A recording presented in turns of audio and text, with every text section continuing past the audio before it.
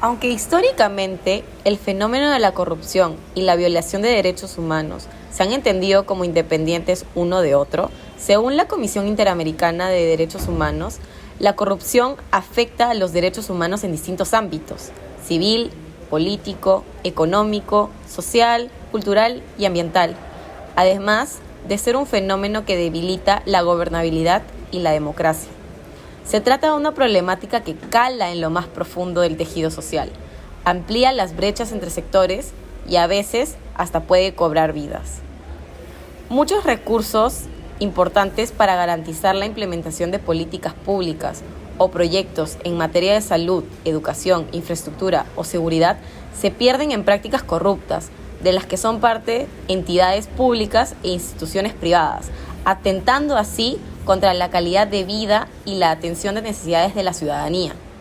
Por otro lado, la corrupción afecta directamente al debilitamiento de las instituciones, en especial las relacionadas con la administración de justicia, afectando la independencia de jueces, fiscales y abogados, generando desconfianza en el sistema judicial, responsable de garantizar la protección y respeto por los derechos humanos. En nuestra región, el fenómeno de la corrupción presenta largos antecedentes. Basta observar el sinnúmero de casos impunes y las actuales prácticas políticas menos estratégicas y especialmente depredadoras. Ante esta situación, es preciso llevar a cabo un verdadero impulso que reforme el sistema como lo conocemos.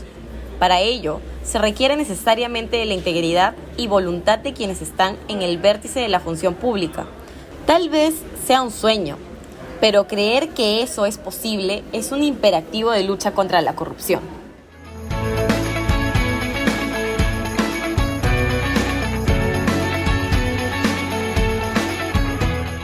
Muy buenas tardes, o buenos días, o buenas noches a la hora que se estén conectando a esta señal. Mi nombre es Katy Subirana, soy su anfitriona en esta temporada y esto es Amigos con Derechos, un podcast para entender cómo los derechos humanos impactan en nuestras vidas. El día de hoy estoy con dos especialistas en tema de corrupción. Estoy con Ivana Novoa y con Samuel Rota. Ivana es docente de la Pontificia Universidad Católica del Perú. Tiene una especialización en Derecho Público, si no me equivoco. Estoy bien, Ivana. Sí, gracias. Y bueno, Samuel Rota es presidente de Proética, el capítulo peruano de Transparencia Internacional. Samuel, muchísimas gracias por estar aquí también. Muchas gracias a los dos. El tema que vamos a abordar hoy va a ser cómo la corrupción afecta a los derechos humanos. Creo que muchas personas podrían entender que la corrupción es una afectación económica, solo económica al Estado, pero sin embargo, vamos un poquito más allá. De repente podemos comenzar contigo, Ivana, cómo entender los derechos humanos dentro de los daños colaterales o los daños directos que ocasiona la corrupción en el Estado. Gracias, Katy. Gracias también a Liderbook por la invitación. Es bonito estar de vuelta en casa, aunque sea por esta vía.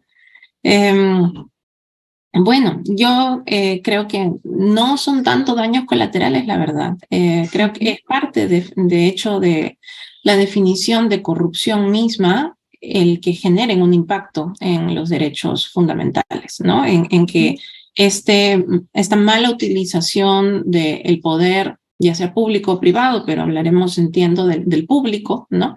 La corrupción que venga desde el Estado, este mal uso, un uso indebido del poder encomendado que justamente se malutiliza a cambio de un beneficio, de una ventaja indebida también, de cualquier índole, porque puede no ser económico o no tener un valor económico, y que justamente no solamente quebranta normas éticas, sino también derechos fundamentales. ¿Por qué? Porque si estamos hablando de específicamente del poder público, es decir, de la corrupción que se geste o que se dé dentro del aparato estatal, pues primero hay que entender que justamente el Estado no es valioso y su plata tampoco es valiosa por sí misma, ¿no? Per se. La existencia del Estado parte, y no solo está en la Constitución, ¿no? Sino que, digamos, la teoría del contrato social, ¿no? De por qué se gesta el Estado es justamente para, digamos, proteger a las personas que lo habitan, ¿no? Su función prestacional, sobre todo, ¿no? La función prestacional, es decir, su labor de garantizar el acceso y la provisión de servicios públicos, de la garantía de los derechos de las personas, ¿no? Entonces, cuando alguien que trabaje dentro del Estado justamente utilice de mala fe irregularmente el poder que le han encomendado, pues va a estar afectando primero esa función principal, ¿no? Y si la afecta, entonces de manera lógica va a estar impactando en la vida de alguien que tenía que estar recibiendo un servicio público, y un servicio público que lo que busca es satisfacer un derecho, ¿no? Pero puede que no necesariamente se afecte bueno, siempre un servicio público, pero no lo asociemos únicamente con agua, desagüe, ¿no? Sino incluso el acceso a la justicia, ¿no? Podemos desarrollar eso un poquito más luego, en todo caso. Ok, sí, me gustaría continuar con Samuel. Samuel, una consulta. ¿Podríamos entender la corrupción más allá de simplemente la malversación de dinero, y cómo afectan estos otros tipos de corrupción a los derechos humanos? Sí, sí, Katy, por supuesto. Como bien señala Ivana, la definición, digamos, consensual de corrupción implica, digamos, se trata de una conducta en la cual se abusa, ¿no? O se mal utiliza un poder que ha sido encargado, confiado, delegado, ¿no? Y esto ocurre de distintas formas. Es una conducta que toma distintas formas. Una de ellas es apropiarse de recursos de plata, ¿no? Pero hay otras formas que pueden tener que ver con, por ejemplo, pedirle salir, ¿no? Pedir una cita, ¿no? con una, por ejemplo, una litigante, ¿no? Un oficial, un secretario de un juzgado le dice a una litigante, ya, perfecto, pero salgamos, ¿no? Algo más, ¿no? Algo más crudo. De hecho, hay algunos casos que están siendo procesados bajo esa lógica, ¿no? Entonces, ahí no hay dinero de por medio. Hay un pedido de un acto de naturaleza sexual a cambio de agilizar un trámite o favorecer a una persona en un juicio, ¿no? En un proceso. Entonces, no es solo una cuestión de plata, es una cuestión, puede tomar distintas formas, como lo decíamos, ¿no? Sí.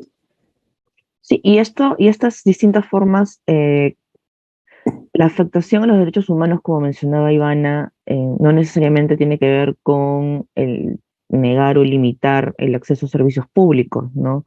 Lo que tú mencionas ahorita, el acoso sexual, por ejemplo, es una falta contra la libertad sexual de una mujer, ¿no? Y eso también se entiende dentro del espectro de derechos humanos, ¿no? ¿O me equivoco? No, para nada, al contrario, es clarísimo. Digamos, a ver, uno de los tipos más comunes de corrupción tiene que ver con la ejecución de obras públicas, ¿no? Generalmente obras públicas se hacen pues para garantizar servicios públicos tipo agua, desagüe, ¿no? Comunicación, una carretera, qué sé yo, ¿no?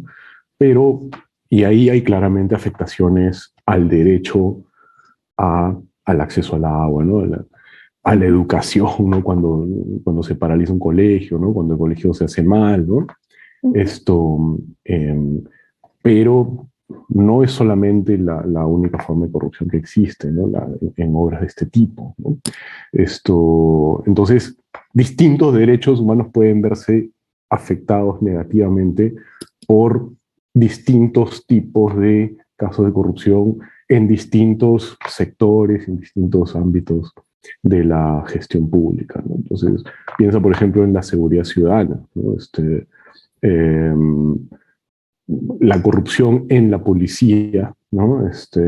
Termina impactando negativamente en la provisión de seguridad pública, ¿no?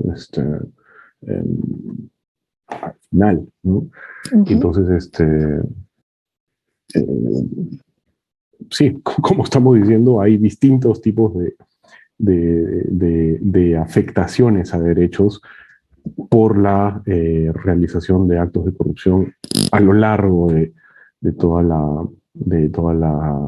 la gestión pública, ¿no? Sin embargo, cuando se juzga o cuando se judicializa un acto de corrupción, los motivos por los cuales se judicializan suelen ser agravio del Estado, suele ser un tema económico, no sé, no sé cómo está tipificado, ¿no? Diversas tipificaciones del delito, pero no suele incluirse dentro de en esos procesos algún tema de derechos humanos. ¿Esto por qué sucede, Ivana, tú desde tu experiencia de tu especialización en derecho público, por qué sucede esto? Claro, en realidad no hay ningún obstáculo en el ordenamiento, sino que más bien las normas que tenemos en el ordenamiento permiten que una persona ajena al Estado y que se haya visto agraviada por un acto de corrupción se apersone, como se dice, o se constituya como actora civil en un proceso penal, ¿no? Para recibir la reparación que le corresponda por el daño que se le ha causado, ¿no? De hecho, esto no es una cosa únicamente de los delitos de corrupción, ¿no? Es importante saber que, por ejemplo, el Código Penal menciona el término víctima, ¿no? Pero no lo define, ¿no? En cambio, en el Código Procesal Penal sí se define el concepto de persona agraviada, ¿no? Que es un concepto más amplio, ¿sí? Voy a explicarlo en sencillo porque este es un podcast para todos y todas, ¿no? Y todes, entonces no tenemos todos y todas que saber derecho penal. Los delitos protegen bienes jurídicos. ¿Qué es un bien jurídico? Un bien jurídico son los bienes jurídicos son todos estos valores que son indispensables para que las personas podamos convivir en armonía en la sociedad y desarrollar nuestro proyecto de vida individualmente. Entonces, las conductas más graves son las que se sancionan a través del derecho penal, ¿no? Y cada delito va a proteger un bien jurídico, ¿no? Por ejemplo, el homicidio protege el derecho a la vida porque evidentemente no podemos sería un caos que nos estemos matando entre todos y todas, ¿no?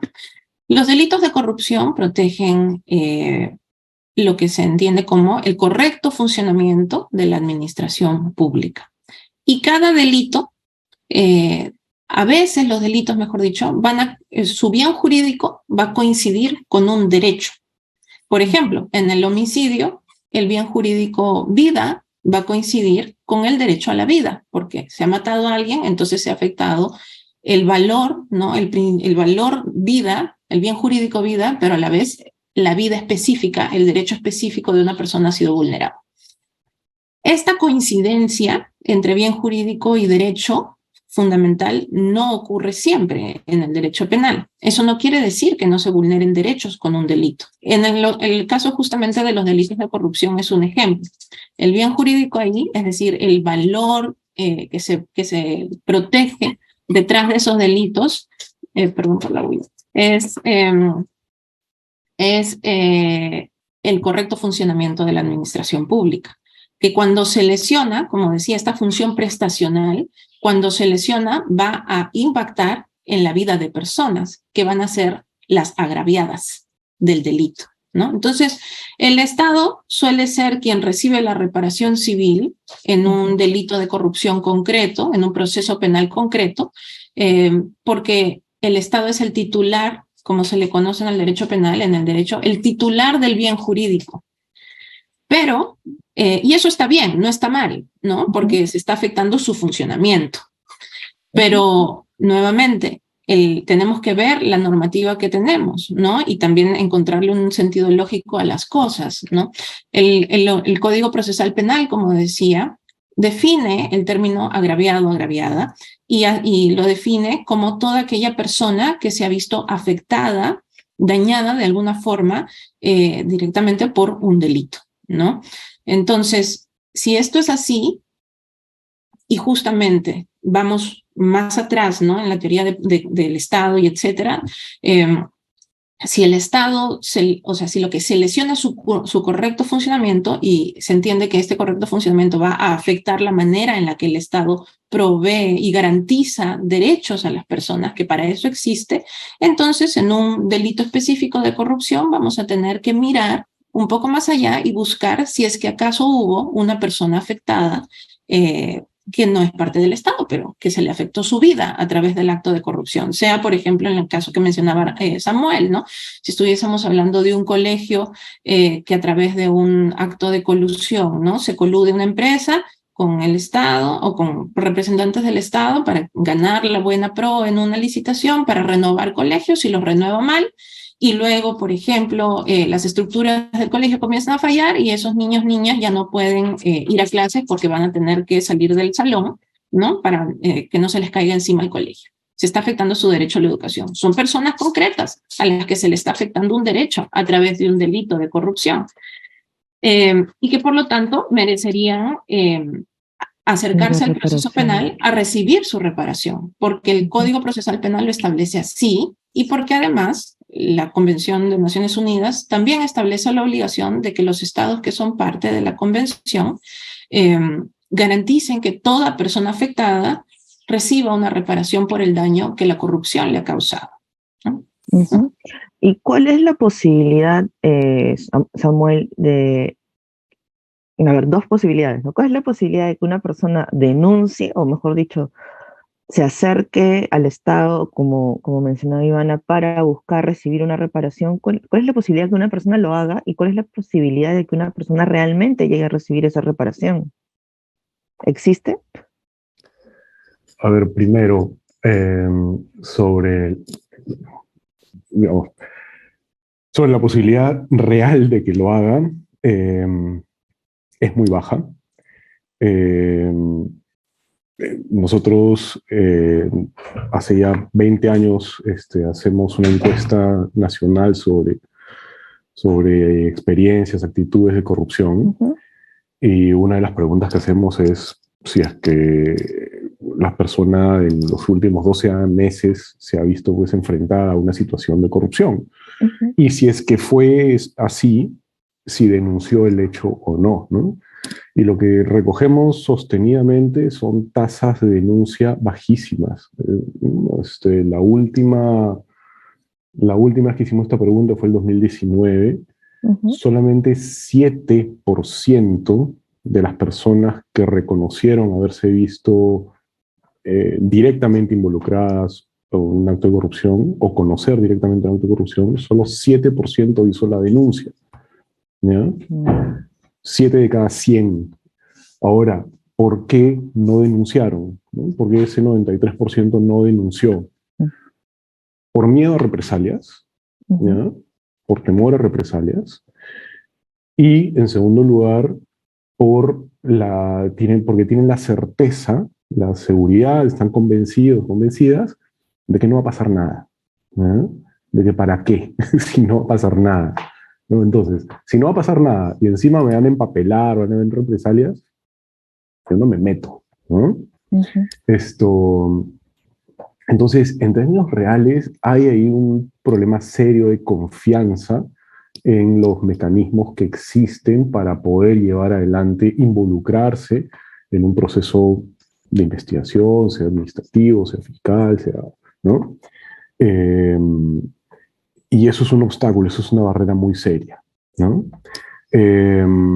Ahora, cuando uno ve casos concretos de gente que sí ha hecho las denuncias y efectivamente corrobora pues que su nombre sale por todos lados, ¿no? O que termina siendo perseguido, perseguida. Entonces hay un trabajo muy fuerte que hacer para proteger primero, para dar garantías de que el sistema funciona de manera eficiente. Entonces, es una de las cosas que hay que trabajar primero, ¿no? Y luego esto tiene que ir acompañado pues, de una fuerte campaña de invitación a la denuncia, ¿no? Em, con seguridad, con anonimato, con cierta predictibilidad, ¿no? Eh, eh, para poder reducir o más bien aumentar estas tasas de denuncia que por lo pronto es lo único que hay, es el único dato que hay, ¿no? Claro, pero o sea, no tenemos, o sea, no sabemos el resultado de estas denuncias, no sabemos si estas personas fueron recompensadas, si su caso terminó fallando a favor de ellos, o sea, no tenemos idea de eso. No, nosotros no tenemos Okay. ese dato. Digamos, si uno mira los datos que existen, por ejemplo, los informes que saca la Procuraduría Anticorrupción cada cierto tiempo, Ujú. con información de cuántos casos manejan y cuántos avanzan a la siguiente etapa y cuántos llegan a la sentencia, tienes también tasas de término que son bajísimas, ¿no? Y tiempos larguísimos de duración, a pesar de que ha habido un cambio importante en lo que es el manejo del proceso penal, ¿no? Con un nuevo código desde hace algunos años. Pero aún así siguen siendo procesos muy largos y todavía las sentencias son algo todavía que queda pues muy lejos, ¿no? Claro, y yo me pregunto si los funcionarios o las personas que son procesadas por delitos de corrupción en algún momento o de qué dependería que dentro de este proceso se incluyan también algún delito o alguna afectación a los derechos humanos. No sé, Ivana, ¿de qué depende? ¿O de qué podría depender? ¿O es imposible? Sí. Bueno, dependerá, ¿no? Si es que la afectación, no toda afectación de derechos coincide con un delito tampoco, Ujú. ¿no? Como decía, el derecho penal sanciona las conductas más graves, pero partiendo incluso de nuestras ideas iniciales, ¿no? En tanto la corrupción siempre, y es mi posición sobre la base de lo que he investigado sobre esto, ¿no? La corrupción siempre va a vulnerar, aunque sea el derecho a la igualdad, ¿no? En los distintos casos que podemos encontrar donde hay corrupción, por lo menos hay una afectación al derecho a la igualdad porque en palabras muy sencillas la corrupción es como un acto de egoísmo, ¿no? Y yo me beneficio a costa de cualquier otra persona, la conozca o no, ¿no? Y me beneficio indebidamente. Entonces a esa persona, en el ámbito en el que se encuentre, va a estar en desventaja, ¿no? La otra persona que no conocemos. Pero este impacto en la igualdad y en otros derechos va a ser más profundo cuando estamos ante personas que son parte de poblaciones en situación de vulnerabilidad, ¿no? Uh-huh. Por ejemplo, las personas pobres de por sí, ¿no? Cuando empieza la pandemia, claro, lo primero que nos dicen es que nos tenemos que lavar con agua y jabón y pues se enteran que hay sitios que no tienen agua, ¿no? Claro. O que, por ejemplo, la Contraloría sacó su balance de cuánto dinero se habría perdido por corrupción hacia segundo semestre del 2020, ¿no? Y eso lo traduce en qué cosas pudimos hacer con todos esos millones perdidos, ¿no? Entonces dice, se pudo acortar completamente la brecha educativa de infraestructura, ¿no? Y claro, estamos hablando de instituciones de educación pública, ¿no? A las cuales solamente van a asistir personas que no puedan pagar educación privada en este país, ¿no? Pero también afecta a otros grupos en situación de vulnerabilidad, por ejemplo, la violencia de género, ¿no? Profundiza la violencia de género. En un país donde, como el nuestro, donde la trata de personas tiene rostro de mujer, porque la mayoría de casos de trata suelen ir a explotación sexual y el 70% de la explotación, de las víctimas, o del 70 al 80, son mujeres, cuando la corrupción se utiliza como parte de, por ejemplo, no solo en el control migratorio, ¿no? Donde yo le pago una coima al policía o al efectivo policial que debería estar controlando la migración, ¿no? Y que si le pago la coima para que pasen mis víctimas de trata, ¿no? Estoy permitiendo la trata, sino también cuando el efectivo policial avisa a la red o al grupo de tratantes que va a venir el operativo. ¿Y cómo se cobra? Se cobra con una de las mujeres que están siendo sometidas a explotación, ¿no? Su cuerpo es usado como moneda de pago, ¿no? Esa situación sí implica otra comisión paralela, ¿no? De delitos, ¿no? Que, O sea, claro, sí puede agravar la situación de la persona, del denunciado. o sea, se le procesará por 2 delitos distintos, Okay. ¿no? Claro, por corrupción, y habrá que ver que si es que encaja, si es que esa conducta encaja en otro delito, ¿no? Igual, cuando hablamos de derechos fundamentales, no solamente estamos en el plano penal necesariamente, ¿no? Sino también un amparo, por ejemplo, o si no hay un delito, tenemos que hablar de un proceso civil justamente para indemnizar el daño, pero como la corrupción son delitos, ¿no? Normalmente, entonces pues eso se mete, la reparación se mete dentro del proceso penal para economizar, ¿no? Entiendo. Y para ir cerrando, Samuel, ¿tú recuerdas algún caso emblemático sobre corrupción que haya significado algún retroceso o que haya tenido algún impacto profundo en materia de derechos humanos? Bueno, No te preocupes. en la línea de lo que señala Ivana, ¿no? Hay varios casos que uno podría señalar, ¿no? Las compras, por ejemplo, de equipo biomédico en la pandemia, ¿no? Estas mascarillas de Hello Kitty, ¿no? que aparecieron, que le habían comprado a la Policía Nacional, por ejemplo. Ahí, digamos, eso todavía está en investigación, pero o sea, claramente hay una afectación a la salud de los propios efectivos que estaban en la primera línea, pero también a la comunidad misma, porque esto pues permitió que el virus se propague, ¿no? Y bueno, cualquier otro caso, un caso emblemático como el Hospital Lorena, por ejemplo, en Cusco, que hace años que está paralizado, postergando el acceso a la salud de mucha gente, ¿no? O hay un estudio que hizo una investigadora de Yale, Antonella Baccari, si no me equivoco, que analiza las obras de agua paralizadas entre 2005 y 2012, y ella encuentra que hay una relación directa entre estas obras paralizadas y el aumento de la mortalidad infantil en las localidades donde estas obras tuvieron lugar o no tuvieron lugar, ¿no? Entonces ahí hay claramente una afectación, un derecho a raíz de corrupción, pero bueno, también la ineficiencia en la entrega de las obras, ¿no? Pero la corrupción jugó un papel sin duda ahí, ¿no? Ivana, ¿sí quieres añadir algo? Sí, pensaba también en el Vacunagate, por ejemplo, ¿no? Donde es un saltarse la fila, ¿no? Colarse en la fila de la vacunación a costa de las personas. Ahí, claro, ese caso creo que es claro de cómo afecta la igualdad, ¿no? El principio de igualdad de trato, ¿no? Igual situación, igual trato, distinta situación, distinto trato. ¿Qué quiere decir? Que quienes merecían su vacuna primero, así fuese una prueba, ¿no? Eran las personas que estaban en primera línea, siendo más vulnerables, ¿no? A contagiarse y morir.